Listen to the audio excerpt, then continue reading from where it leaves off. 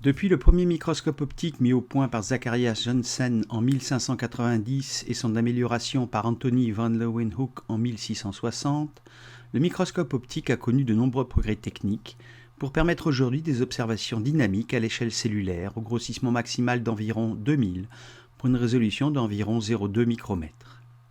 Sa dernière amélioration apparue en 1553 est le microscope optique confocal en fluorescence, avec intégration d'un système optique qui sélectionne uniquement les rayons émis dans le plan focal de mise au point, ce qui permet de visualiser nettement des objets microscopiques et améliore la netteté de l'image.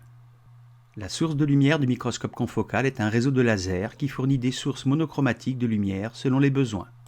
Sa résolution latérale en XY est d'environ 180 nanomètres et sa résolution en profondeur sur Z de 400 nanomètres. Le microscope confocal permet de réaliser des images de très faible profondeur de champ, environ 400 nanomètres, appelées sections optiques, et cela en lumière réfléchie ou en fluorescence. Le pinhole du système optique, littéralement trou d'épingle, sélectionne uniquement les photons provenant du plan focal, qui participent ainsi à la formation d'une image nette monofocale, par exemple de globules rouges. En faisant varier le plan focal à différents niveaux de profondeur dans l'échantillon, on obtient une succession de coupes donnant des informations de l'objet observé en 3 dimensions, recomposées par l'ordinateur, qui réalise ainsi une véritable tomographie à l'échelle cellulaire.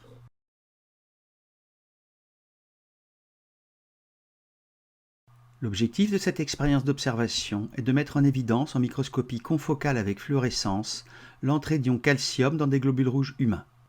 Le microscope confocal utilisé ici est le Leica TCS SP8 Scanhead qui permet d'étudier des phénomènes dynamiques sur des cellules ou des tissus vivants grâce à l'utilisation de marqueurs fluorescents spécifiques comme fluo 4. Son fluorochrome ou fluorophore est couplé chimiquement à un chélateur, ici calcique, qui va se lier spécifiquement à une espèce chimique cible, ici les ions calcium, qu'il va ainsi révéler dans une cellule ou dans un tissu. Le complexe fluorophore espèce cible sera révélé par l'émission d'une fluorescence, après excitation avec une lumière laser incidente, correspondant à la longueur d'onde d'excitation pour l'émission maximale du fluorophore.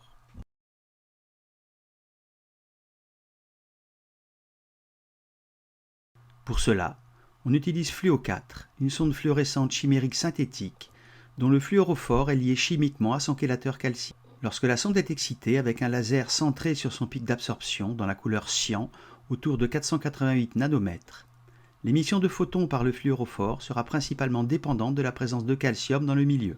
Or, la présence des charges négatives des groupements carboxyle RCOOH du chélateur rend fluo 4 lipophobe.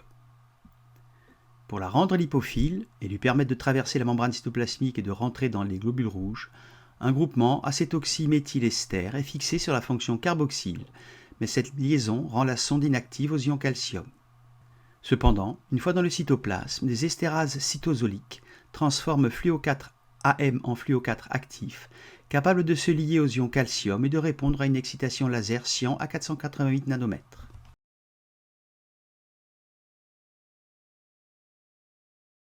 Les globules rouges ayant absorbé la sonde fluo 4 sont déposés sur une lame recouverte de polylysine, sur laquelle ils adhèrent par la membrane de leur face aplatie, ce qui maintient les cellules dans un plan parallèle à la lame qui sera le futur plan focal choisi pour leur observation.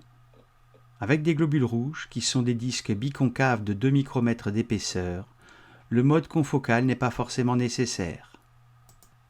Le microscope confocal est ensuite paramétré pour pouvoir émettre la lumière cyan d'excitation à 488 nanomètres spécifique de fluo 4 et enregistrer la réponse fluorescente des globules rouges autour de 516 nanomètres, soit dans le vert. L'observation se fait en immersion avec un objectif de grossissement 63 et il faut observer un nombre suffisamment élevé de globules rouges pour vérifier si l'effet du iota est identique sur toutes les cellules. Les globules rouges qui ne sont pas dans le plan focal, donc en suspension, ne sont pas nets et forment un halo flou d'interférence. En absence de iota, on voit sur l'image témoin des globules rouges posés au fond sur la lame avec une petite émission basale de fluorescence liée à la faible concentration calcique cytosolique. L'ajout d'une solution de iode à 1 micromole par litre provoque le décrochage de quelques globules rouges par effet de masse, puis l'émission rapide d'une fluorescence verte plus intense pour la plupart des globules rouges. L'ajout de ioda à 10 micromoles par litre augmente considérablement la fluorescence, ce qui met en évidence l'entrée massive d'ion calcium dans la cellule à travers davantage de canaux piezo divalents ouverts. On observe que la majorité des globules rouges sont sensibles à ioda et apparaissent en vert, mais déformés, en raison de l'activation par les ions calcium du canal potassique Gardos, ce qui provoque une fuite massive d'ion potassium des globules rouges vers le milieu extracellulaire, déformant le globule rouge. Cette réponse pourrait être liée à l'âge des globules rouges dont la densité augmente avec le temps. Cependant, certains globules rouges sont réfractaires à l'ajout d'ioda, ne fluorescent pas et n'ont pas changé de forme. Le ioda est un activateur du canal piezo, des ions bivalents, qu'il va bloquer en position ouverte, ce qui permet l'entrée massive des cations bivalents, surtout des ions calcium, car la concentration extracellulaire de magnésium est basse.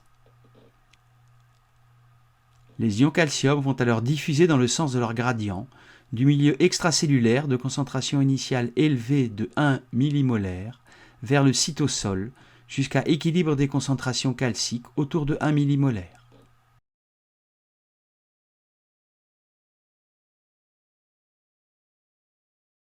La microscopie confocale en fluorescence permet de suivre en temps réel sur des cellules vivantes les variations d'intensité de la fluorescence liées aux cinétiques rapides de variation de la concentration calcique, élément chimique essentiel du métabolisme cellulaire, comme par exemple dans la contraction musculaire, dans la transmission synaptique comme deuxième messager ou dans la voie des récepteurs couplés à la protéine G.